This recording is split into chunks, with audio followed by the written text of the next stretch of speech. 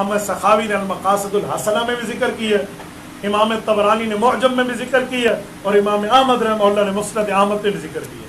حضرت عبد الرحمن بن عوف رضی اللہ تعالیٰ عنہ راوی ہے، عشرہ مبشرہ کے مایہ ناز صحابی۔ حضرت عبد الرحمن بن عوف فرماتے ہیں اللہ کے رسول نے فرمایا اذا صلت المرأة خمسها، عورت 5 نمازوں کی پابندی کرے، وصامت شہرہا، مہینے کے روزے رکھے اپنی ترتیب پہ، جو اس کے معذوری والے ہیں چلو اس کو لوٹا دے۔ دوسرا وحفظت فرجہا، اپنی عزت کی حفاظت کرے، وَأَطَاعَتْ بَعْلَهَا أَوْ زَوْجَهَا، اپنے خاوند کی بات کو تسلیم کرے، مانے اس کی بات کو۔ فرمایا دخلت من ای ابواب الجنت شاءت قیل لها ادخلی یوم القیامہ او کما قال علیہ السلام۔